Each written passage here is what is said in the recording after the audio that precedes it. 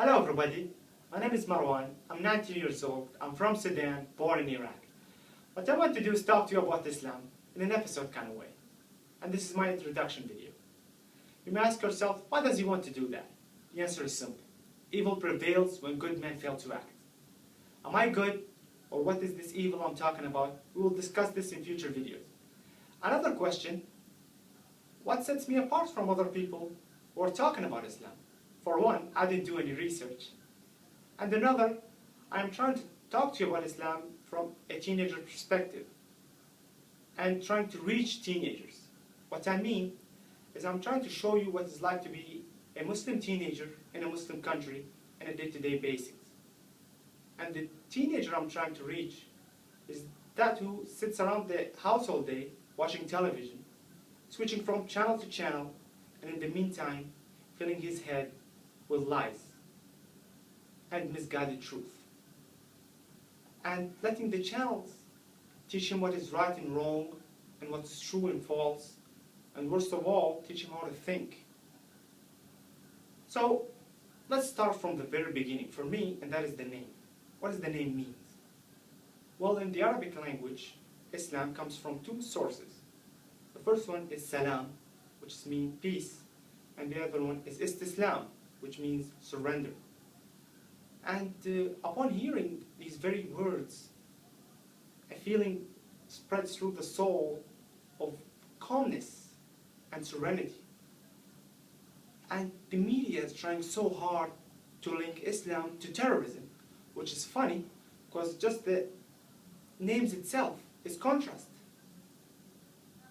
And I have like a little story to tell to kind of let you understand what I mean. For instance, the KKK. You may hear of them. These groups started, I don't really know when, and I think they started first to protect the minorities, which I mean is the blacks and other at that time.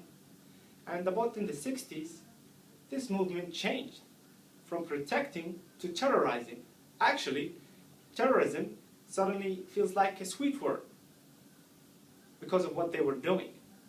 Hanging and raping and killing and all kind of horrific things to the blacks.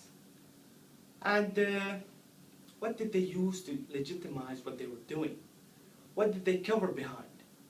And here is where it gets interesting. They used religion. And what was their religion? Christianity. And the proof of that, you can see the burning of the cross, and they use statements like God is white and all other things, you know, trying to link what they were doing, the horrible thing they were doing, to religion.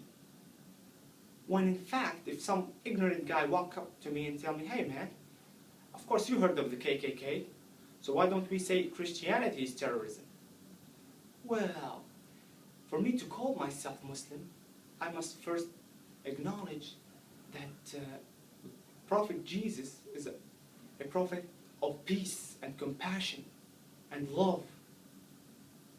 And I know for a fact in our revelation that Christianity is as far away from KKK as Islam is from terrorism.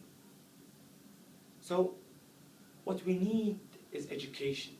What we need for us to stop letting the media show us what is right and wrong and what is true and how to think, and start thinking for ourselves. And this is why I made this video, trying to explain. Because remember the teenager I'm trying to reach in a crowd after watching all that stuff said in the media about Islam, he's the first guy to say, if they were asked about Islam, oh, Islam is a religion of war, of terrorism, of killing. Although he does not have a clue about what Islam is. And what he's saying what he saw. You cannot really blame him. And we will get to that in future videos. So, I hope we started off a good start. And, well, I hope to see you next time. And goodbye. And the truth is out there, you just have to look for it. like I will say, although this is the first time I said it, but it's still true. Goodbye.